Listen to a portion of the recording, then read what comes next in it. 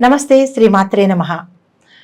ఇప్పుడు మనం నవంబర్ మాసం 2024, 2025 మార్చి వరకు మేషాది ద్వాదశ రాశుల వరకు ఎలా ఉండబోతోంది, వారి యొక్క శుభాశుభ ఫలితాలు ఏమిటి, ఏం చేయాలి, ఏం చేయకూడదు, సూచనలు, పరిహారాలు అవన్నీ ఇప్పుడు మనం ఒక్కొక్కటిగా చూద్దాము.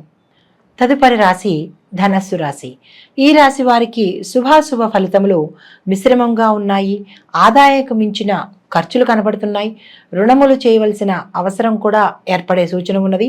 వివాహాది శుభకార్యములకు ఆటంకాలు కలిగేటట్టుగా ఉంది. ఉద్యోగస్తులకు అలవి కాని ప్రదేశంలో, అంటే మీకు ఇష్టం లేని ప్రదేశంలో దూర ప్రాంతాలకు ట్రాన్స్ఫర్ అయ్యే అవకాశం కనబడుతోంది.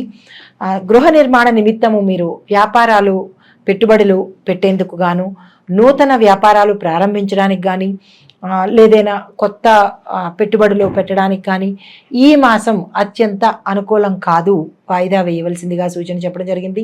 భార్యా బిడ్డలతో ప్రతి చిన్న విషయంలోనూ తగాదాలు వచ్చేటట్టుగా కనబడుతోంది. కాబట్టి దాని ద్వారా మనస్పర్ధలు ఏర్పడి కుటుంబం విచ్ఛిన్నమయ్యే సూచన కనపడుతోంది. కాబట్టి ఒకంత తగ్గి ఉండి మాట రాకుండా ఓర్పు వహించవలసిందిగా ప్రత్యేకమైన సూచన చెప్పడం జరిగింది.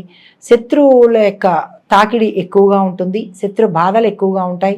గౌరవ మర్యాదలకు కొంచెం భంగం కలిగే సూచన కనబడుతోంది. కాబట్టి మాటను అందంగా, జాగ్రత్తగా, పొదుపుగా మాట్లాడాలి. తర్వాత ఆరోగ్య విషయంలో తగిన జాగ్రత్త తీసుకోవాల్సిందిగా చెప్పడం జరిగింది. శత్రు, రోగ, రుణ బాధలు తప్పట్లేదు. అయితే వాహన ప్రమాదము గోచరిస్తోంది. కాబట్టి తగిన జాగ్రత్తలు తీసుకొని మీరు ప్రయాణం చేసినట్టయితే చాలా మంచిది. తరువాత ఎముకలకు సంబంధించినటువంటి ప్రమాదాలు కానీ, లేదా ఎముకలకు సంబంధించిన రుగ్మతలు కానీ వచ్చే అవకాశం కనబడుతోంది. డాక్టర్ పర్యవేక్షణ చాలా అత్యవసరము. తగిన జాగ్రత్త తీసుకోవాలి.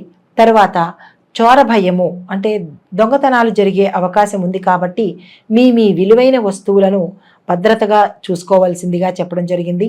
అతి ప్రధానంగా చెప్పే సూచన ఏంటంటే, ఈ మాసంలో మీకు కొంచెం అనుకూలంగా లేని పరిస్థితుల కారణంగా తదుపరి చెప్పబోయే సూచనలు, పరిహారాలు పాటించి వీటి నుంచి ఒకంత మనశ్శాంతిని పొందే అవకాశం ఉంది. కాబట్టి మీరు తగిన జాగ్రత్తలు తీసుకోవాల్సింది. అయితే ఈ రాశి యొక్క స్త్రీలకు వివాహం విషయంలో లేదా వాటి కోసం చేసే ప్రయత్నంలో అంతగా అనుకూలించే పరిణామం అయితే లేదు. ఆటంకాలు కూడా ఒకంత ఎదురయ్యే అవకాశం కనబడుతోంది.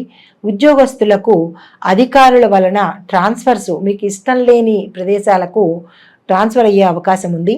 తర్వాత ప్రమోషన్లకి కానీ లేదా డెవలప్మెంట్కి కానీ మీకు ఆటంకాలు ఏర్పడతాయి.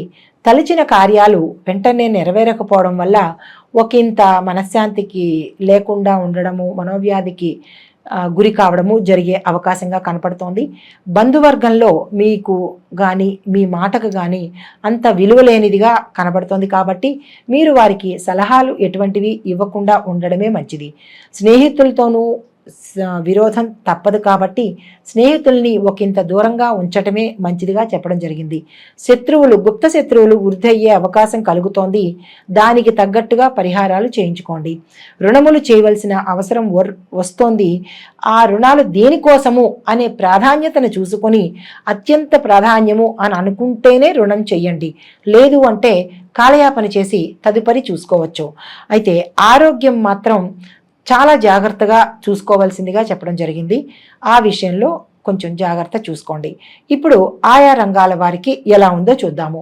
ముందుగా మూలా నక్షత్రం వారికి నవంబర్ 2024, 2025 జనవరి, ఫిబ్రవరి, మార్చి నెలలు వీరికి అన్ని విధాల అనుకూలంగాను, లాభదాయకంగాను, యోగ్యంగాను కనపడుతోంది.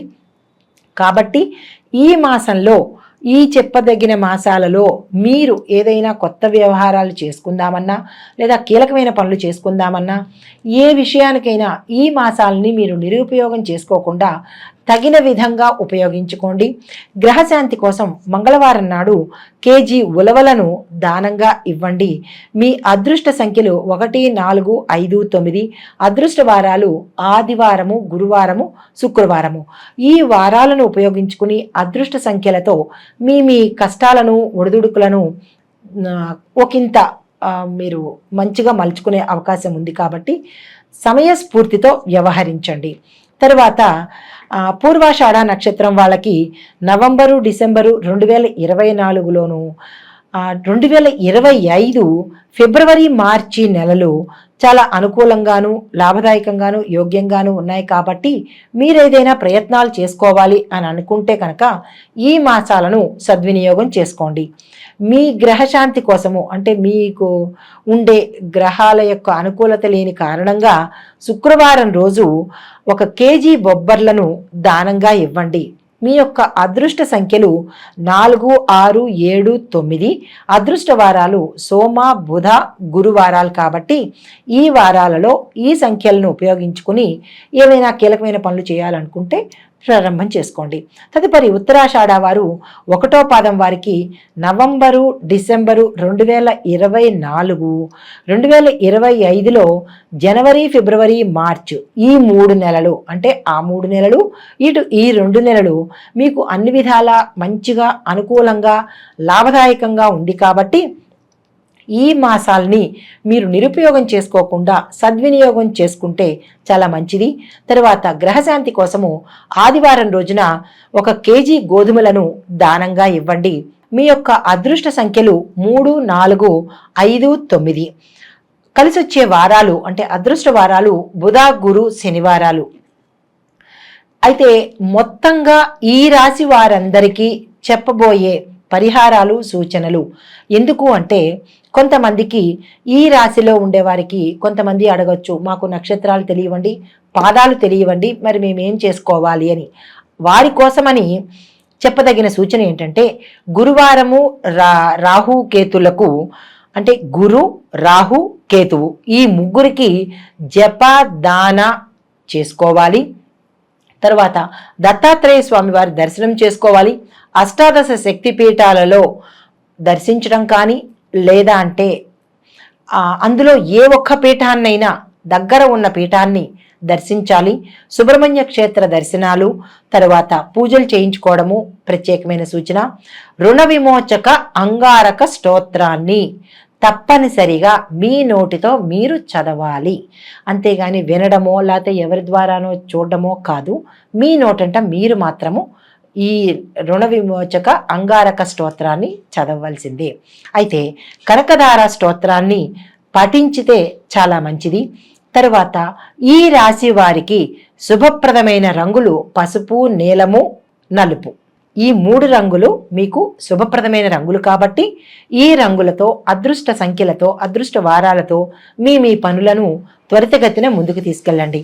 అయితే ఈ రాశి వారు జపించదగ్గ మంత్రం ఓం శ్రీకృష్ణ దేవకృష్ణాయ పూర్వదంతాయ నమః అనే ఈ మంత్రాన్ని 108 సార్లకు తక్కువ కాకుండా జపించి ఆ గ్రహాల అనుగ్రహాన్ని పొంది మీరు ఒకంత మనశ్శాంతిని, మీ పనుల్లో పురోగతిని సాధించి, ప్రతి గ్రహాలకి ఖగోళ శాస్త్రపరంగా ప్రతి గ్రహము చరిస్తూ ఉంటుంది, అంటే కదులుతూ ఉంటుంది కాబట్టి ఇవి ప్రత్యేకంగా ఒక్కొక్కళ్ళకి చెప్పేది కాదు. అంటే ఇప్పుడు పలానా వాళ్ళకి అని చెప్పేది కాదు. ఆ రాసుల్లో కొన్ని కోట్ల మంది ఉండవచ్చు, ఆ నక్షత్రంలో కొన్ని కోట్ల మంది ఉండవచ్చు. ఇవి గోచార ఫలితాలు, అంటే చెరించే ఫలితాలే కానీ ఇది ఇదమిద్ధంగా ఇది ప్రత్యేకంగా వీరికి అని చెప్పడానికి మాత్రం కాదు.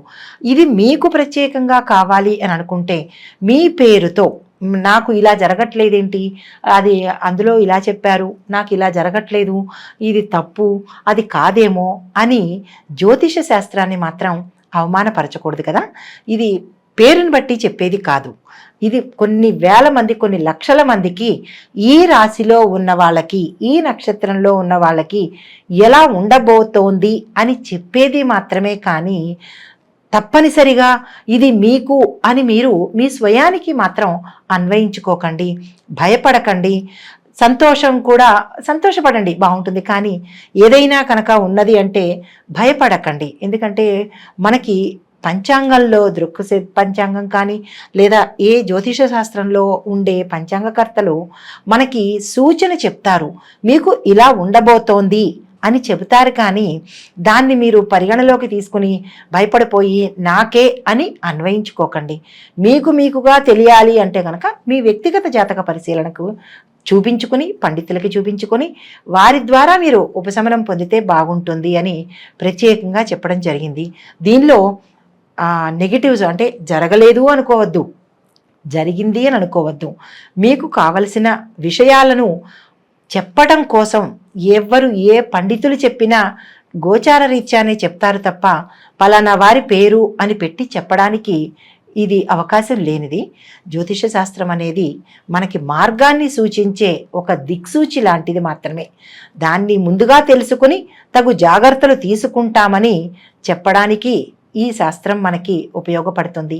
దీనిలోని తప్పొప్పులను ఎంచకుండా, నెగిటివ్స్గా ఆలోచించకుండా, ఎవరిని దూషించకుండా, ఒకరు ఎక్కువ కాదు ఒకరు తక్కువ కాదు.